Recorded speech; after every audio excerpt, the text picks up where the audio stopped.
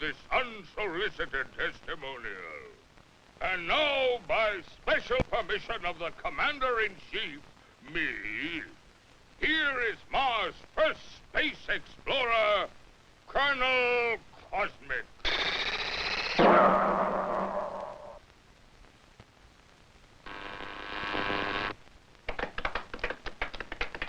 I can't tell you how happy I am to see your smiling faces once more. First, let me say that this trip was made possible only by our dauntless chief, Og the Magnificent, introducer of Og Power, which runs most of our industry, and inventor of Og Speed, which doubles the original Og Power. A short time ago, the master was having trouble with the state limousine. He had, of course, developed the explosive charge. But it was inclined to get a little out of hand, just slight. And of course, there was always the problem of friction. Parts rubbing together, heating up, and causing all sorts of trouble.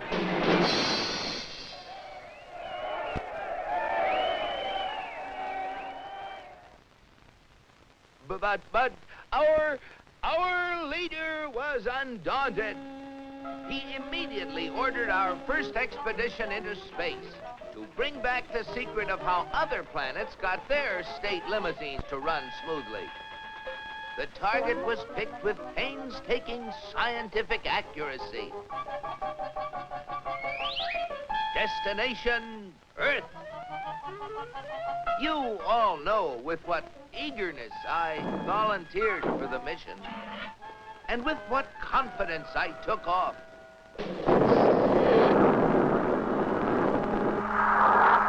I took careful bearings and set out for my goal. It seemed no time till I was approaching a country of Earth called, the United States of America. I set her down like a feather.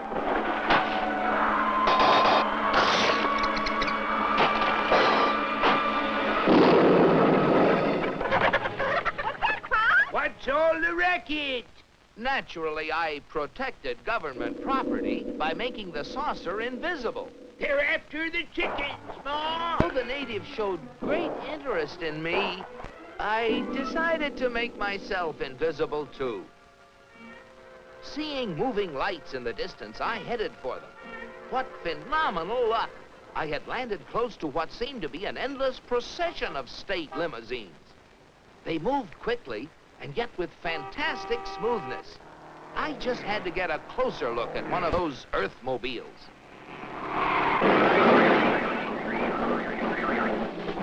Just as I thought. Not only smooth and efficient, but powerful as well. I watched them for hours. Great Ganymede, they were superb. I just couldn't help comparing them with ours, if you call that a comparison. Surely these vehicles must be the property of the highest officials. I was wrong. It seems that almost everybody in this country has one of those, they call them automobiles. They use them for transportation, for business, for pleasure. They use them for all sorts of things. I found that these vehicles gather at places called service stations, where they are fed, lubricated, that's how they beat friction, and given the finest care. The source of their nourishment was something called petroleum. A power source like that must be a highly prized state secret. I had to find out about it. Perhaps the secret lay within this government archives building. It was heavily guarded, but casting discretion to the winds, I walked boldly inside. Their code was remarkably easy to break. They merely substituted the word oil for petroleum. And I soon got hold of a veritable mine of classified information. I began to assimilate the material. I soon found out that though petroleum products are easily found anywhere, petroleum itself is a very elusive substance. You have to search for it constantly in all the most likely and unlikely places with all kinds of scientific devices. When they figure they found a good spot, they drill a hole in the ground called an oil well, for almost all oil lies far beneath the surface of the earth. These wells go down thousands of feet and cost a lot of money to drill. But that's no guarantee that they're going to find oil. Matter of fact, in exploratory drilling, only 1 well in 9 finds any oil at all. Only 1 in 44 recovers enough oil to pay for itself. And only 1 in almost 1,000 makes a major discovery. Pretty big odds. Yet America's proved reserves, the oil supplies still underground, have kept increasing steadily. I couldn't imagine how this ever-increasing supply of oil was achieved until I found out that there's not just one, but thousands of oil companies, all competing with each other to discover and develop new sources of oil. For believe it or not, in the USA, anyone who is willing to risk it can drill for oil. But oil discovery is only part of the story. Once they get oil out of the ground, it has to be moved through pipelines, on ships, or in tank cars to fantastic processing plants called refineries. Crude oil goes in, and great Jupiter, the things that come out. Gasoline, for example, the most efficient mobile power source on Earth. That was the stuff that powered all those cars and trucks. And asphalt, which makes smooth, durable roads. It seems that oil not only runs cars, it even gives them something to run on. Another oil product is the diesel fuel, which runs giant trains across the nation. In winter, fuel oil made from petroleum brings warmth and comfort to millions of homes. And still other fuels help defend America's shores and skies. From refineries also come the lubricating oils and greases that keep the wheels turning in America. But that still isn't all. Crude oil, like everything else, is made up of billions of tiny molecules. And using the magic of research, oil companies compete with each other in taking the petroleum molecule apart and rearranging it into, well, you name it, fabrics, toothbrushes, tires, insecticides, cosmetics, weed killers, a whole galaxy of things to make a better life on Earth. And you know, it isn't just oil companies that try to outdo each other, competing for the customer's dollar.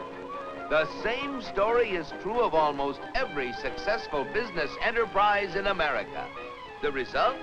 A higher standard of living in the USA than in any other country on the whole planet. At last, the secret was mine. And now, to get proof of my discovery, smuggled past the border guards. In spite of my infinite precautions, one of them became suspicious and gave the alarm. Come back for the eggs, did you? Yeah, Pa! And so, with the fond farewells of the natives ringing in my ears, I took off once again for Mars. My landing was a little bumpy, but I saved my precious cargo. Yes, I brought the secrets back with me, and here they are.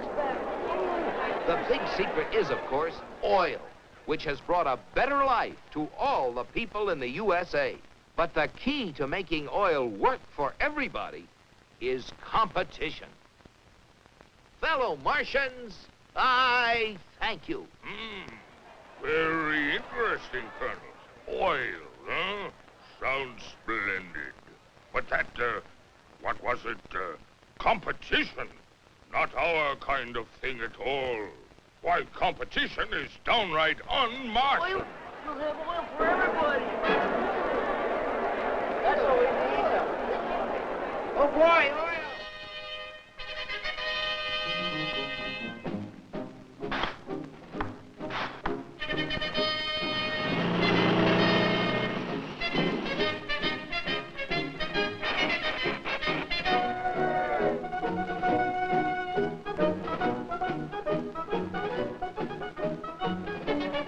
Look at them.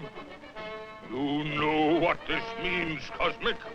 You bet I do, Og. It means that you're through. So why don't you get lost? Yes, the real secret is not only a great source of energy, but also the freedom to make it work for everybody. And if you have both of these things, any goal is possible. It's Destination Unlimited.